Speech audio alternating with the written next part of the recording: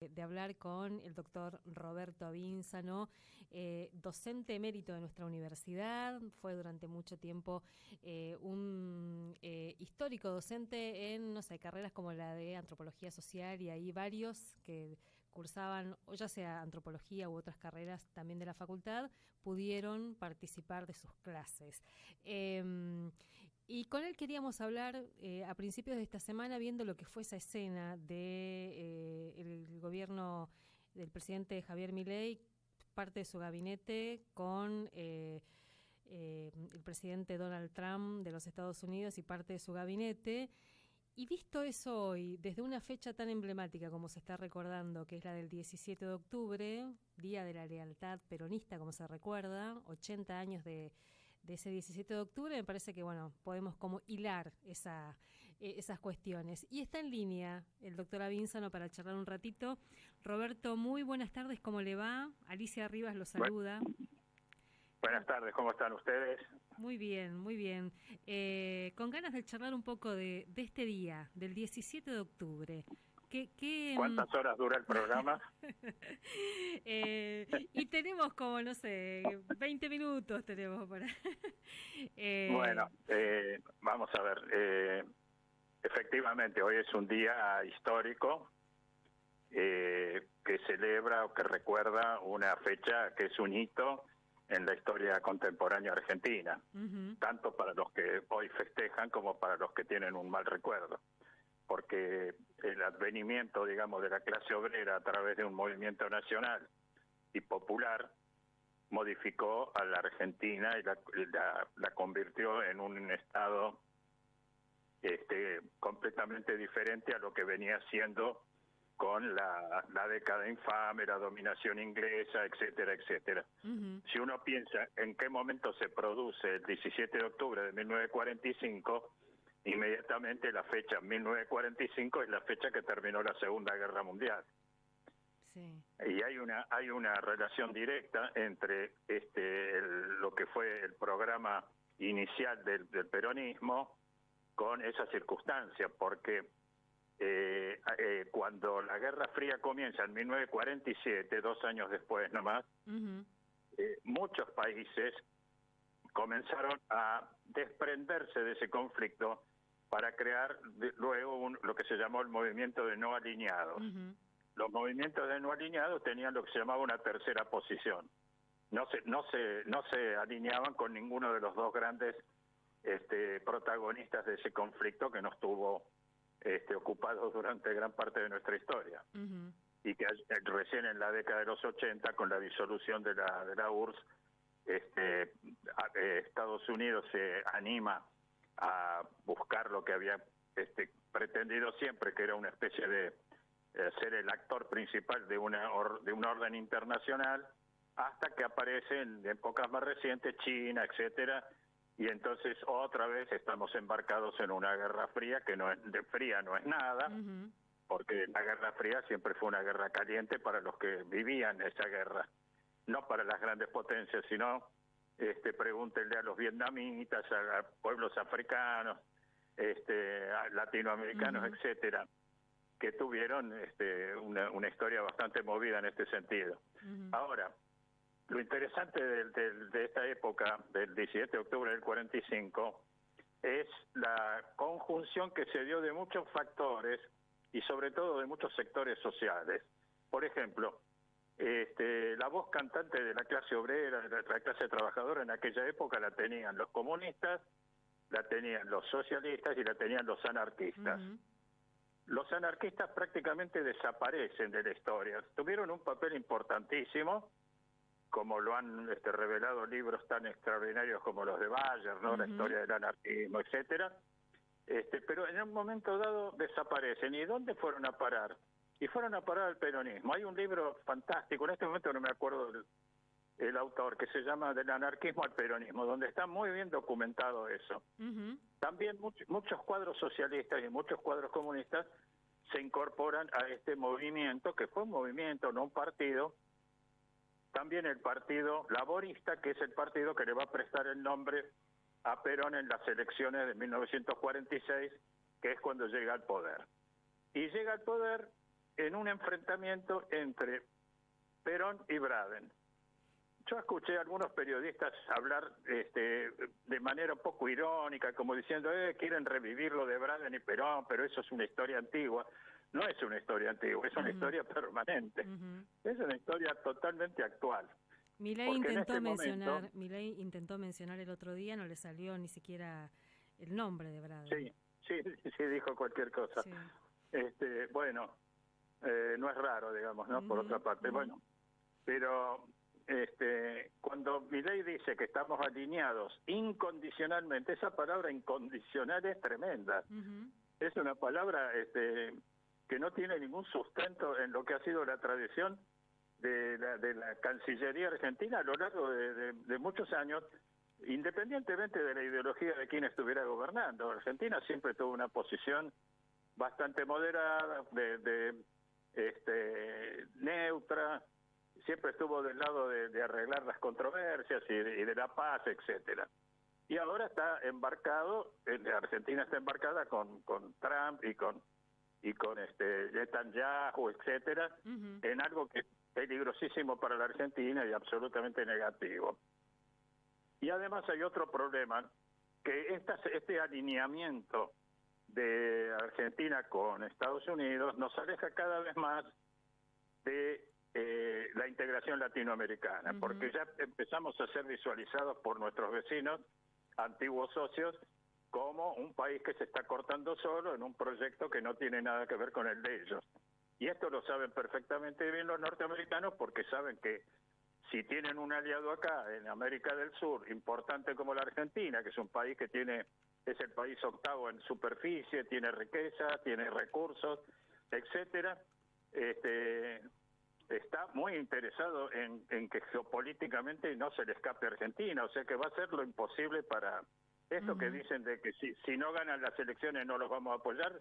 Es falso, ellos van a seguir apoyando al gobierno todo lo que puedan y van a seguir interviniendo a través de la embajada y a través de proyectos, de inversiones, lo que sea, digamos, ¿no? Porque están bastante preocupados por dos razones, una por los recursos y otra por una posición geopolítica en esta zona del mundo.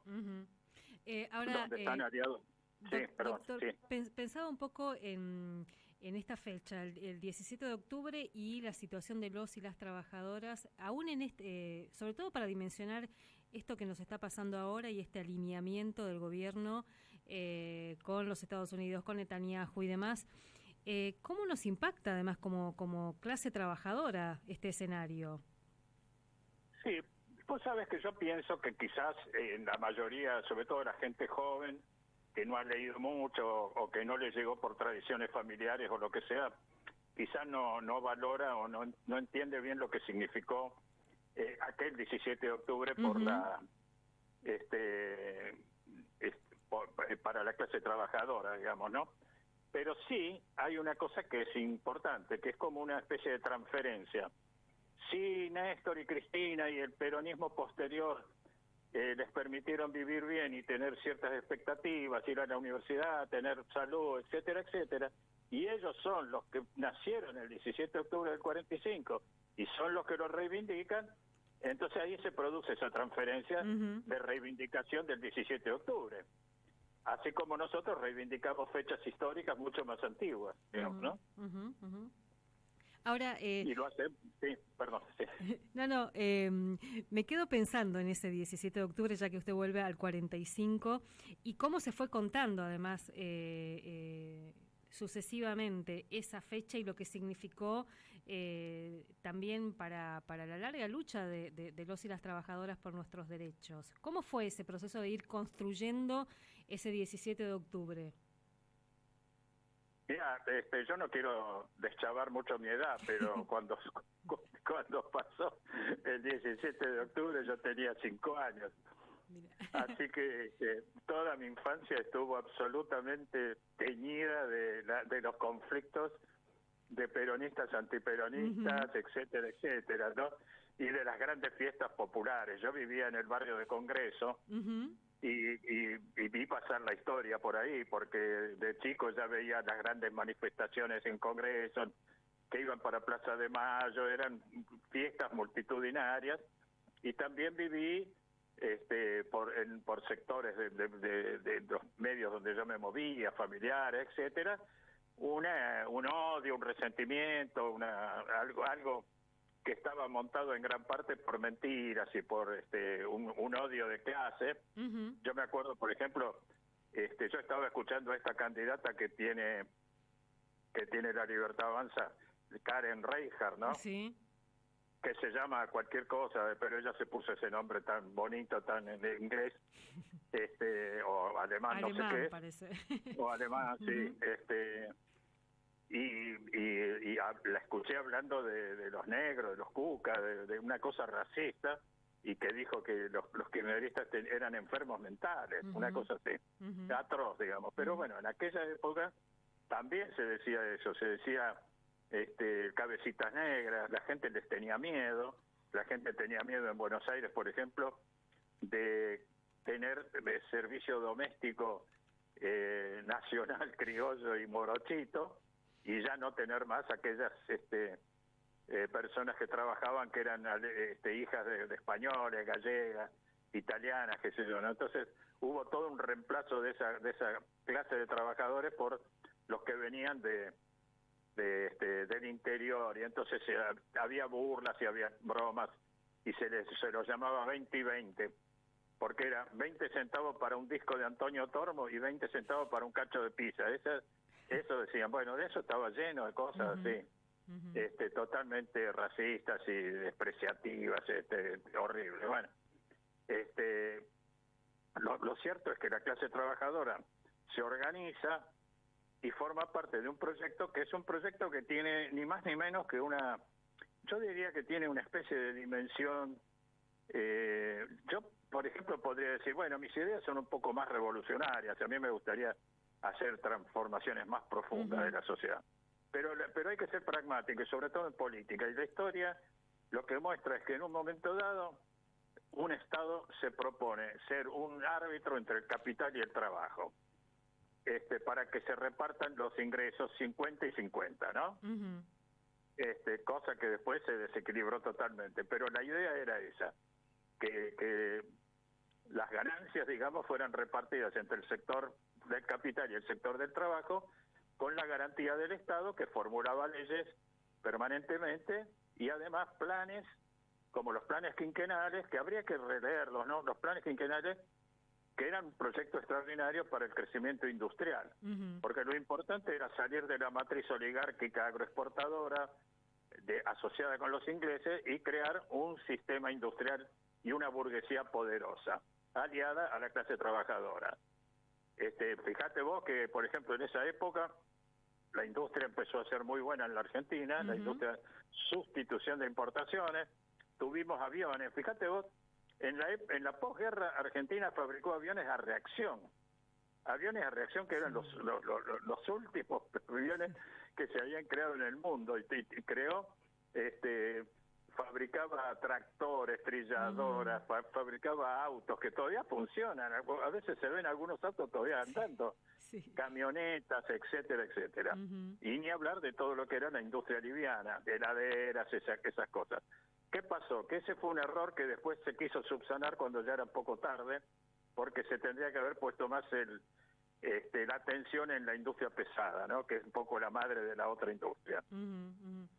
Pero bueno, eso después el desarrollismo intentó reparar eso y tampoco pudo, porque bueno, ya conocemos también esa historia. Doctor, todos los gobiernos. Todo lo que pasó, además, ¿no? Uno piensa en estos 80 años que estamos recordando de ese 17 de octubre, desde los golpes militares, el golpe cívico-militar del 76 al 83, el menemismo, o sea, todo lo que fue pasando y tal vez pensarlo como trabajadores, cómo eso fue también impactando en nuestras propias realidades, hasta llegar a lo que estamos viviendo hoy, que tenemos una gran población de trabajadores que casi que le hablamos de derechos laborales y no sienten que les estemos hablando a ellos y a ellas, digamos, ¿no? Sí. Mira, yo creo que la clase obrera, la clase trabajadora, que Perón decía la columna vertebral de nuestro movimiento es la clase trabajadora, fue la que soportó los 18 años de exilio de Perón, porque no había un partido peronista fuerte ni nada. Es decir, los que realmente hicieron huelgas, se organizaron, participaron en el Cordobazo, hicieron infinidad de cosas y fueron los que más sufrieron también todos los ataques de las dictaduras. Y a mí me causa mucha gracia cuando ahora se habla de que el kirchnerismo, palabra que no se tendría que usar, porque ¿qué otra cosa hizo el kirchnerismo que peronismo? No hizo otra cosa. No socializó los medios de producción, no hizo reforma agraria, nada. Lo que hizo fue peronismo. Pero, como decía Néstor, nos llaman kirchneristas para devaluarnos, ¿no? Para separarnos del peronismo, porque al peronismo le tienen miedo.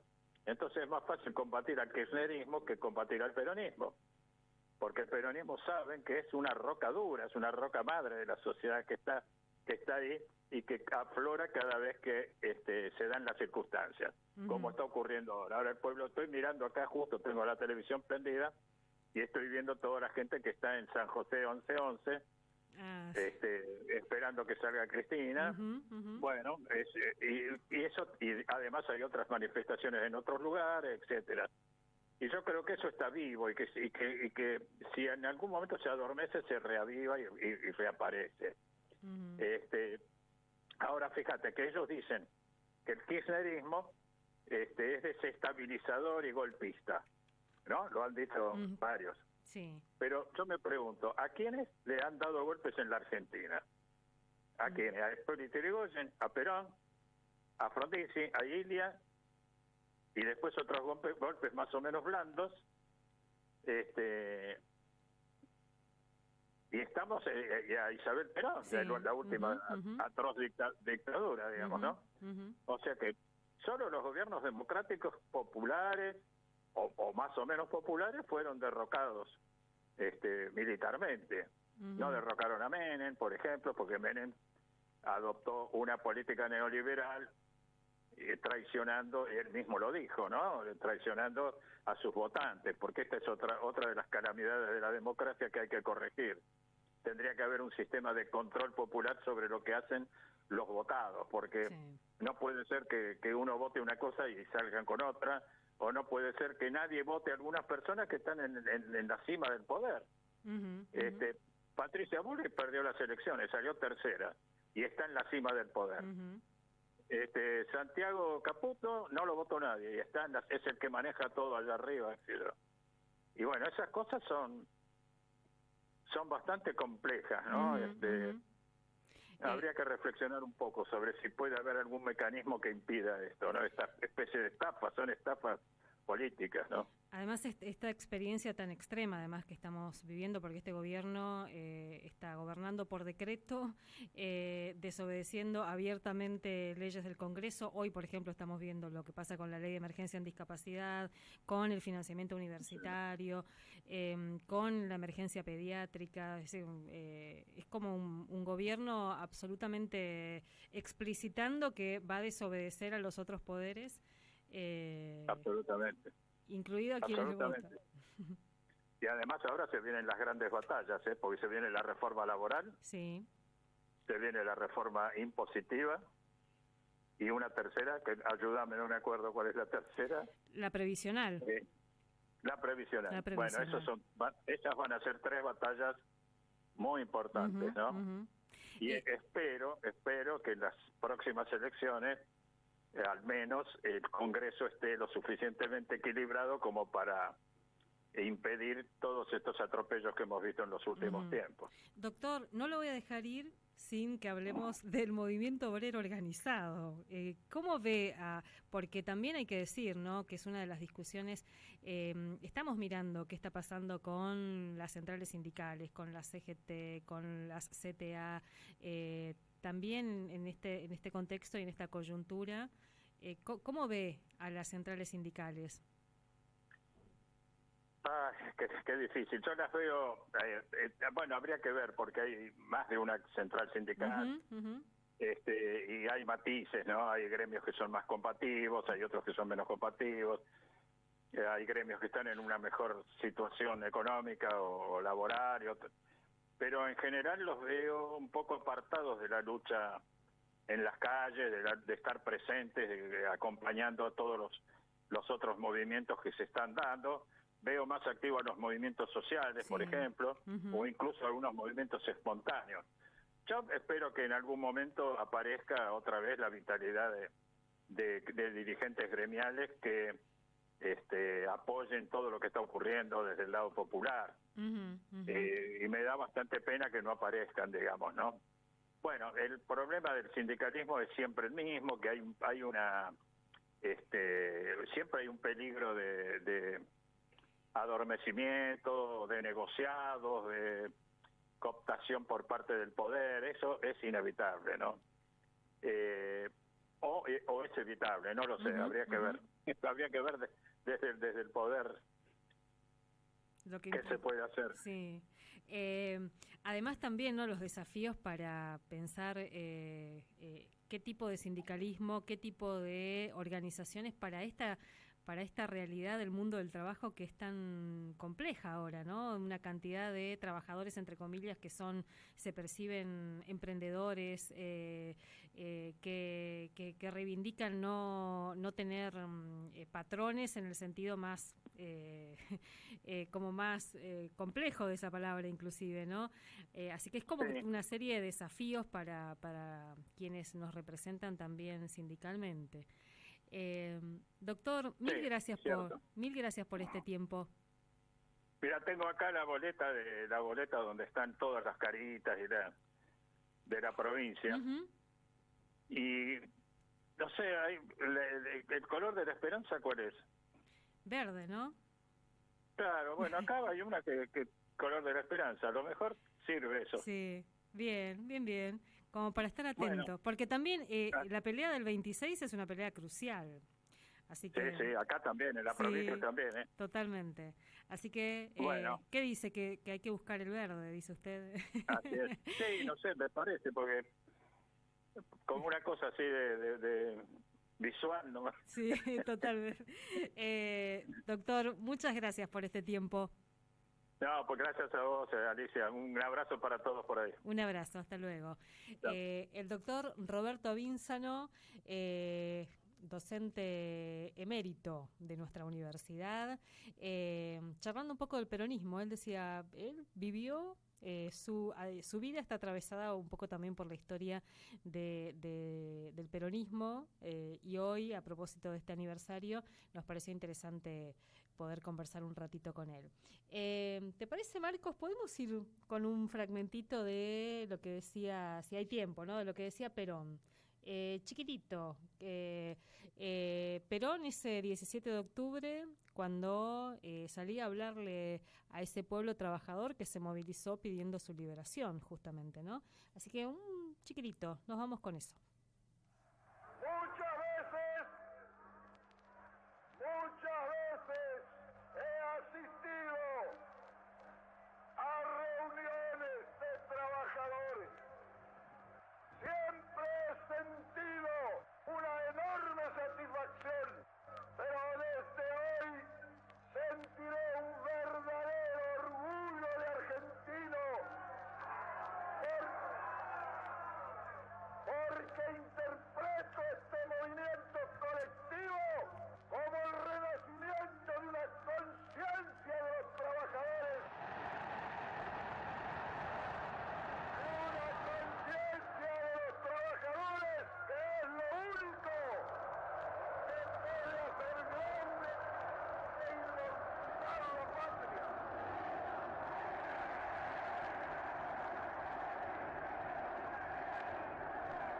Bueno, cerca de la medianoche y ese discurso histórico que se está cumpliendo 80 años, por eso también nos pareció interesante poder charlar, contextualizar, verlo, visitar esa fecha histórica, emblemática del peronismo, desde esta realidad también que nos interpela hoy, nos interpela como trabajadores, claramente, ¿no? 16:31. Madre de indomable voluntad, mágico estandarte de la paz, la que pregonando amores un día de abril, a los secuaces del dolor derrotará.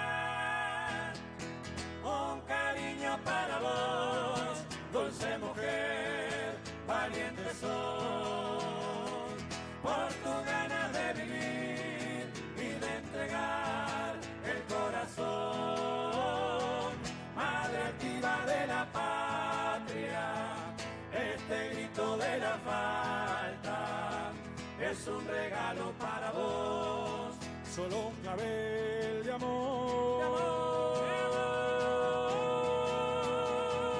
por tu valor.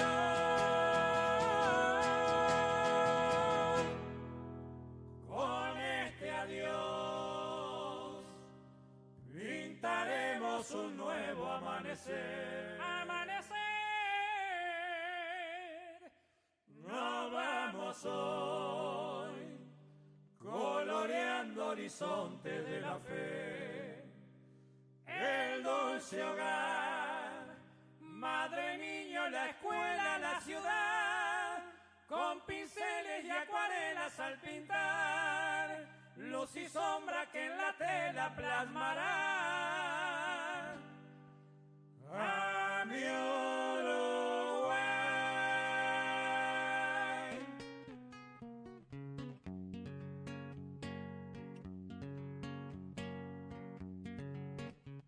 Alegre mensajero del amor, llevan esta carta, mi única ilusión, al solitario pueblito donde está la dueña de mi humilde bohemio corazón.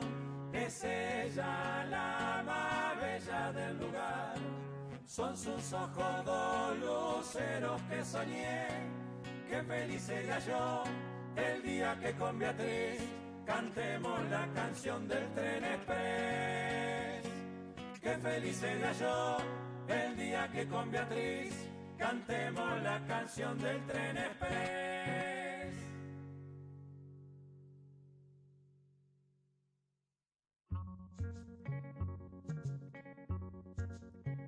Y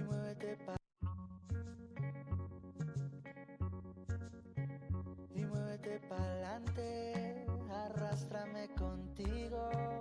Acércame a la tierra, alúmbrame el camino. Te volveré a ver, no es una despedida.